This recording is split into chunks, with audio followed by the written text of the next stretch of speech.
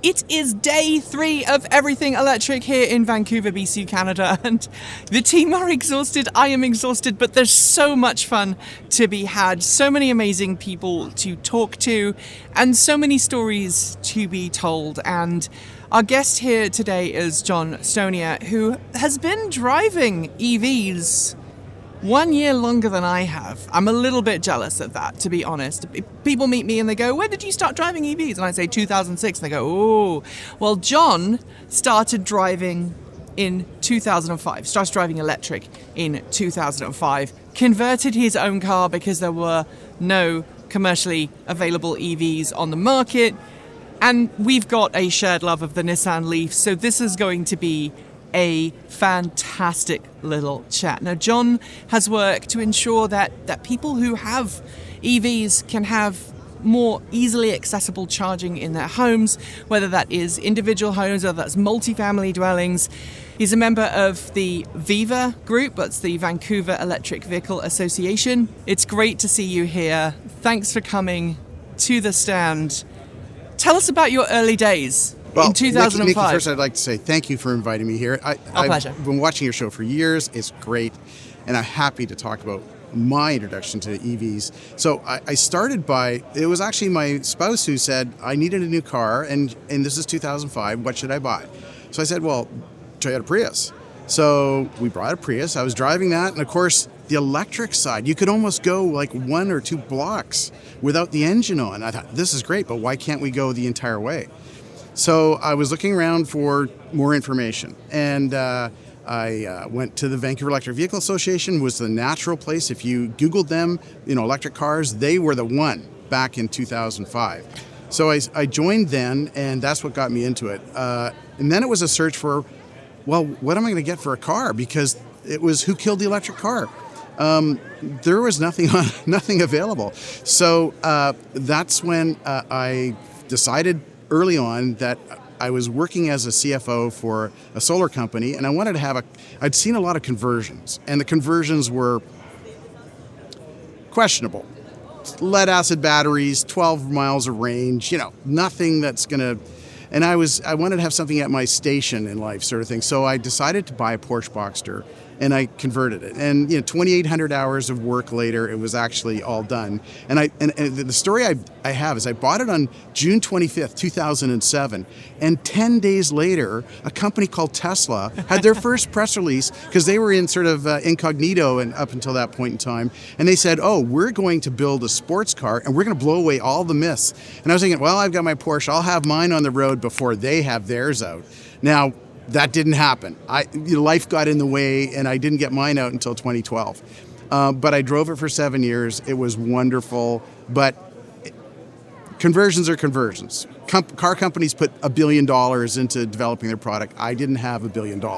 It had to be one prototype off the line. It was done. At Viva, I was the first electric car, fully electric car that I drove was the 1912 Detroit Electric. And I signed up for the committee to restore that and maintain that car. And that's what really gave me, electric cars have longevity. That is the original motor. The original motor is still running today, 112 years later. The original batteries lasted 78 years. They were nickel iron batteries made by the Thomas Edison Company. We have a letter on file that was written in 1936, and Mr. Cecil French, who owned the car in Victoria, wrote a letter to Thomas Edison Company in 1936 saying, after 24 years of service, we are so pleased with our batteries. And this was the reply letter that came with the Thomas Edison Battery Company letterhead. So, this to me says, okay, electric cars have the ability to last decades, not years, decades. And that got me even more excited. So I built my Porsche. The Porsche was nice, but I had to have a daily driver. So I bought in 2013, I bought a 2012 first generation LEAF, which I just sold last Saturday.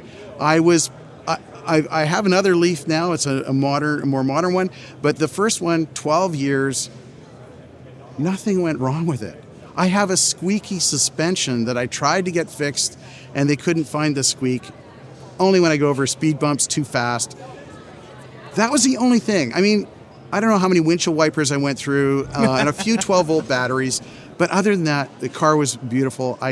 We're a two-person household with 2 electric cars, and we live in downtown Vancouver.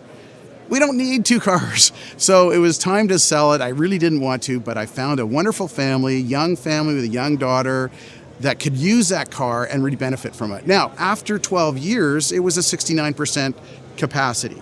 Only 80 kilometers in ideal conditions. In the wintertime with the heater on, maybe 50 kilometers. But that as a second car in town is absolutely all you need.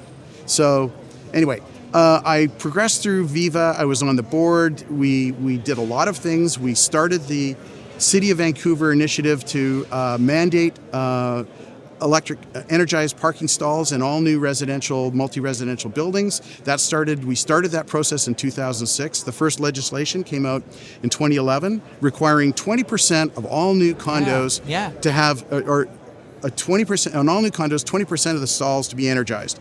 That was superseded in 2018 by 100%. And now that's now been taken up by 25 other cities around BC. So in BC, we are well leading for all new buildings. The problem we have with charging today is residential. Yeah. More than, approximately 50% of the population in our province today are living in condos, and they have to agree with their co-owners that, we should spend the money to put this in. Fortunately, again, Vancouver Electric Vehicle Association was leading the policy positions. In 2020, the government here, the provincial government, put in a fairly generous grants, so people can get up to $120,000 to upgrade 200 stalls in their building, and that's the kind of money that makes projects happen. We've come a long way, and then when I was president in 2021, we have, like California has, a low carbon fuel standard. And the low carbon fuel standard, up until 2022, there was about 18 different organizations that used that. There was BC Hydro was generating credits through their charging, and then there was the oil companies, and there was some transport companies and stuff that were all benefiting from alternate fuels. But that was it. I realized in 2021 that BC Hydro had a tariff for the DC fast charge program, and they published it, and the media said, well, it was free up until this point in time, and then we had to start paying for it. So the media came to me and said, well, what do electric car drivers think about now paying 32 cents a minute for this? And I said, well, basically the problem is it's too cheap. Private industry is not going to be able to afford to recover their costs at the prices that the public utility, politically motivated pricing, is going to put out. And I was we were going through the utility commissions, we were participating and commenting on that, and I was trying to figure out how BC Hydro could do that monetarily, and I realized, low carbon fuel standard, what's the value of a kilowatt hour of energy at the current market prices? Back then, it was 35 cents a kilowatt hour. So it was like, no wonder they can price it so low. So I got some people together, other organizations. We wrote a letter to the minister, and the minister saw the request, and it was politically absolutely a win-win situation. Oil companies will have more credits to buy from, we were going to add 50,000 businesses and 30,000 stratas that can now participate in this, and it was a win-win situation. And as of January 1st, 2022, BC, all these incorporated organizations can now get money back. And this is an important financing for stratas. For businesses, it's a no-brainer. It's bonus money because they are already they're already putting charging in because it benefits them anyway, or they're recovering their costs through public charging or whatever.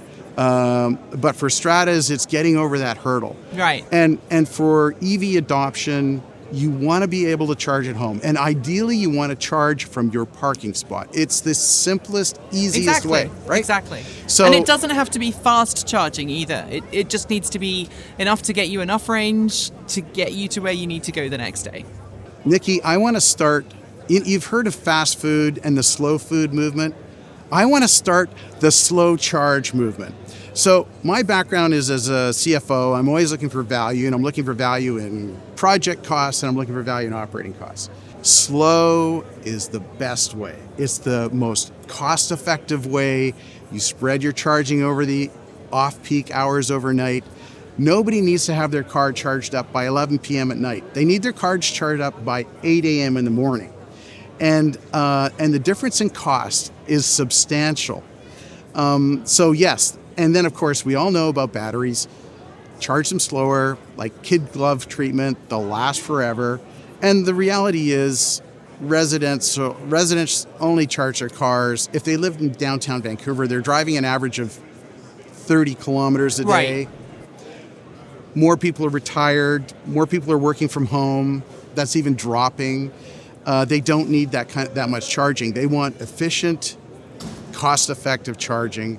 So the slow charge movement, we've got to work on this. And look, there are parts of Canada where we already have the infrastructure in place. If you think about the Northwest Territories, you talk about towards the lakes where it gets super cold in the winter. Not so much here in BC because anywhere outside of Vancouver, anywhere outside of Vancouver. You drive 2 hours out of Vancouver, you're into that cold winter. Those are all the block heaters, and right. those need sort of reworking to work for electric cars, but they can work. And basically, I was given a speech in Alberta, in Edmonton, Alberta, at the university there back, I don't know, it was 10 or 15 years ago. And I had the guy at the back of the room, have a question. Okay, Mr. EV man, how do I start my electric vehicle when it's minus 40 degrees outside? And basically my retort back to him was, well, how do you start your diesel or your gasoline car? Plug it into a block heater, right? Well, that's what you do with electric cars. And now we have electric cars that do have thermal control, and they will keep the batteries warm. Right. As long as the battery's warm, it doesn't matter what the temperature is outside. I mean, what was the stat from Norway last month? 96% of all cars sold were EVs, and they're certainly in the deep freeze of winter. So it's done.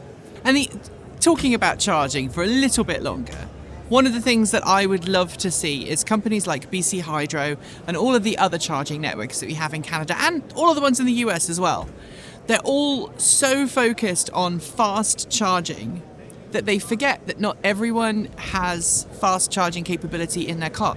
A lot of the early Nissan LEAFs didn't come with CHAdeMO charging. Yep. You had to have an extra package sometimes in certain markets. In other markets it was standard, but in some markets it was extra. The same with the Chevrolet Bolt. If you bought an early Chevrolet Bolt with a BEV, then they didn't necessarily come with DC fast charging as standard. You had to pay extra. Yep. And yesterday on one of the panels I was hosting, a gentleman spoke. He had a Smart for 2 ED. And he has to rely on just level 2 fast charging. So appropriate charging, but also charging redundancy. And I think from a cost analysis, as you mentioned, you have a background in finance, you're a CPA, making the finance case to charging providers to say, hey, you've got this massive investment into fast charging, maybe could you put just a few level 2 or maybe even level 1 emergency stations in there, so people who are on motorbikes that very often don't have fast charging. And there's more and more of that. And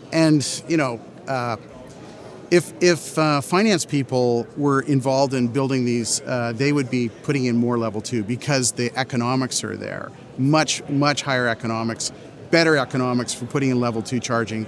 And you're right, we have a whole variety of cars.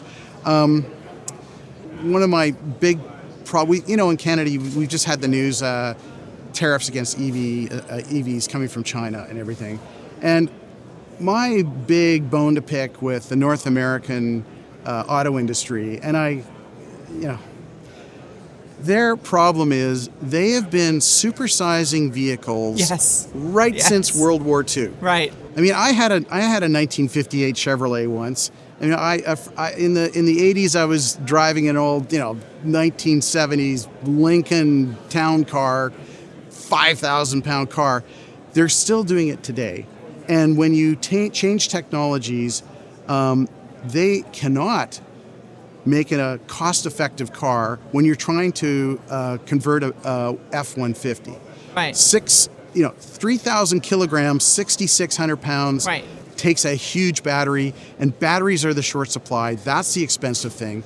And I have brought this up in forums where there have been Canadian auto manufacturer representatives present, and I say, look, if you would just build smaller cars, people would be able to, you could put out something that's affordable and you could sell volume, and that's how you could do it. But they gave up on that years ago. Ford flushed the small car 5 years ago. They said, we're not doing that anymore. And so all they have is muscle cars and a big, huge truck. Yep. And I know people that have been trying to buy the lower versions of the truck for business use. They can't because they only want to sell the high chaparral, whatever it is. Even I had to buy the higher end version of the truck. Yeah. And I joke that, I have an F-150 Lightning. I actually use it for work. And there is studies to show that if you do own an F-150 Lightning, you are more likely to use it for truck work than F-150 owners use their trucks for truck work. Yep. But you're totally right. Most people don't need a massive vehicle. And the pricing of those vehicles are for the target high end. The other bugbear that I personally have with the industry is that whenever you go to a launch event, it is extremely rare for the entry-level models to be on a press fleet, for the entry-level models to get any kind of coverage at a launch event, because they're trying to sell the highest ticket items. And if we're going to transition to a sustainable future, we need all budget options and all vehicle sizes. Absolutely. Yes. And so, of course, one way around that, John, is to encourage aftermarket and open source strategies. And something that you and I have got a shared love of is that first generation Nissan LEAF. I have owned two of them. I think they are incredible cars. I know some people have thought that I've made comments on the channel in the past about battery degradation. And yeah, I hold Nissan responsible for its poor choices on battery management in the battery degradation, right? Yeah. But it's still a phenomenal car. And I would love a company to approach Nissan and say, you don't care about this car anymore. Sell us the IP. We will build aftermarket battery packs and keep these vehicles on the road. Build, lease, whatever. How do we encourage companies to actually start developing more than, the DIY community is there now, and that's fantastic, but not everyone is a DIY enthusiast. How do we... The Nissan LEAF is the perfect automobile for aftermarket battery replacement. Right to repair laws are coming. They're still not where they need to be, but I think they are I haven't checked lately, but that's what we need, right to repair, so that anybody can, if you've got a car that's out of 7 years of supply chain from the OEMs, then you should be able to do whatever you want with that car using their IP, because basically they're not supporting the IP. Exactly. They can't claim to protect it after the fact. So right to repair, open source, but there's a safety factor. I think there will be companies, legitimate companies. The Nissan LEAF market is large enough. How many is that? 500,000 out there at least. That and my first gen was only the 90 horsepower motor, whereas my third gen is 130 horsepower. The 90 horsepower was just as powerful because you didn't have an extra 600 pounds of battery in the car. Right, and you also didn't have a lot of the extra technology that car companies are, shoving in there to try and remain competitive. That's a business model that is dangerous for consumers. Don't ever buy some of the expensive European models. You just crack a headlight in some of those ones and you're paying $30,000. Even a friend of mine with a Detroit muscle car EV, he had to pay something like $5,000 for one headlight that was just sort of smunched a bit. And it's they're integrating all this other technology that isn't really required. Auto adjusting headlights and everything else and all the other sensors. It is making it, this is where right to repair really comes in, because you can buy a used car and all of a sudden your headlight's going to cost more than you paid for the car. And we are singing from the same hymn sheet. It's so reassuring to hear that it's not just the team here at the channel and some of our viewers who are having these thoughts, because it's... if you get more people that are crunching the numbers on this, I mean, I know the benefits of electric cars. They are basically the only real cost you have in an electric car is the insurance costs, and tires every 80,000, 100,000 kilometers. But there's all these business models in all parts of the auto industry that they have been convincing consumers that big is good, big is safe, and big is, big muscle car. I'm a He-Man because I drive a tough pickup truck. Yeah, exactly. That is a real problem in changing technologies, because we can't afford to have 8,000-pound Hummers running across all electric.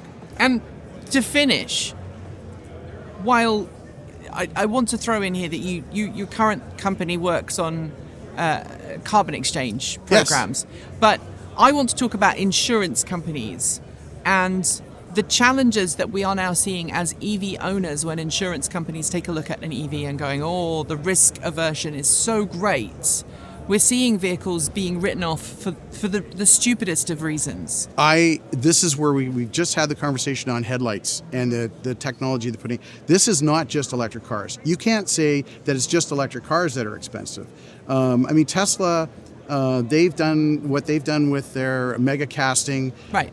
If you damage the mega cast, well, of course you're chucking out the car. Right. And if you damage the all-in-one battery pack, of course you're tossing out the car. That's their design choice. That may come back to bite them in the end, because when people become more educated about value in cars, you're going to say, hey, the value in a car might be that I'm not tracked for every single thing I do, everybody that walks by my car, and every single thing I do with that car is tracked and recorded in a central database, that they can use against you or for you, whatever. This is why they've internalized insurance.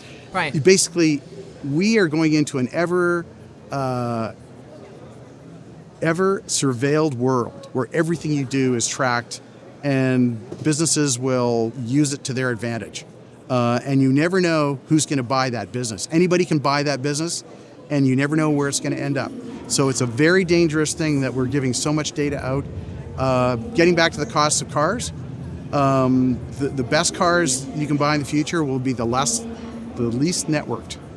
And we're starting to see that. BMW is a great example. So BMW came out with the i3 and the i8, revolutionary cars. But apparently they don't build the i3 anymore. Right, revolutionary cars that were built using the very latest in carbon fiber reinforced plastic, super efficient. The battery pack in the i3 was tiny compared to a lot of other vehicles with similar ranges, because BMW looked at the problem and went, okay, we're going to use narrower wheels, we're going to use a lightweight chassis and frame, and have repairability of the battery pack. A modular battery pack that you can literally drop individual modules out and replace when required, which a lot of other automakers weren't doing at the time and still aren't doing. But BMW realized that while CFRP was low carbon emissions, they made some of the materials just down the coast in Washington State. They were much lower carbon footprint, but the repairability of those vehicles was a nightmare. And so they've now switched back to more traditional materials. That is a really tough choice, isn't it? Do you go with efficient, or do you go with longer term repairability? I think we started this conversation about a 1912 Detroit that's still running today. And I think this is exactly where things are going. We need to consider an electric car as a permanent asset. It's going to last you 50 years or more.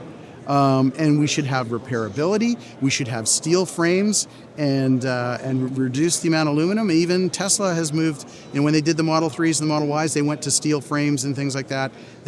Because aluminum frames, if you damage that in a collision, you're pretty well throwing out the car, because not many shops. We have an issue now in auto body repair where there's not enough trained staff. They are having real tough problems, and that's becoming a factor in damaged cars being written off. So I would love to see at some point companies building the durable car with replacement panels, with guarantee that you can get inverter replaced 30 years from now, or there's going to be alternative companies that support that. And right to repair laws are the number one thing we can fight for, to make sure that is available. Because if you buy something, it should be yours. But apparently not these Yeah, days. that's true. John, it's been an absolute pleasure. Tell me where people can find out more about your company and your services here in BC, and Sure. we'll send them your way. Carbexcorp.com is our, we serve any incorporated organization that is hosting charging. We'd love to get to talk to you, and also check out Vancouver Electric Vehicle Association, veva.ca. If you want to get great advice from really enthusiastic people who know a lot about electric vehicles, go to your local EVA. And they've got, Viva is not just like in the city. There are people who live over on the island and all now, over. In the age of Zoom meetings, you can tune in twice a week to a Saturday morning and a Tuesday afternoon, Tuesday evening on Pacific time Zoom meetings, and you can Zoom in any time. Just go to the site and you can get connected. John, it's been an absolute pleasure. Thanks so much. Thanks for joining me today, and if you've got some thoughts, make sure you leave them in our Discord chat room, our Patreon page, or you can reach out to us on Mastodon.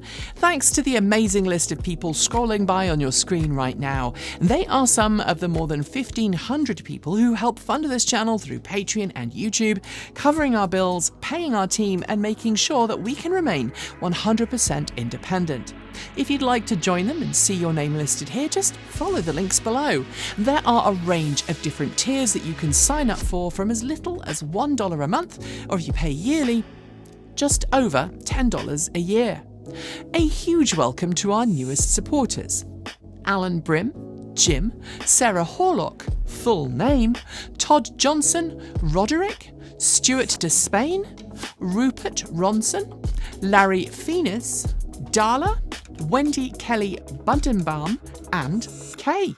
To join the list and get your shout out, become a paid Patreon member for your moment of fame. If you'd like to support us with a one-off donation, you'll also find links below to make Ko-fi and Bitcoin donations, and we even have a good old-fashioned PO box you can reach us at, address also linked below. And of course, if you're in need of some swag, you'll find our swag store in the down below. Don't forget that Halloween is coming, and we've got some great designs for the season. We've also got some great content coming up, so make sure you're subscribed on PeerTube or YouTube, and we'll see you soon. We make new videos every Monday, Wednesday, Friday, Saturday, and Sunday. If you want more, the mighty algorithm thinks you'll like this video, but we also think this one is well worth a look. See you soon, and as always, keep evolving.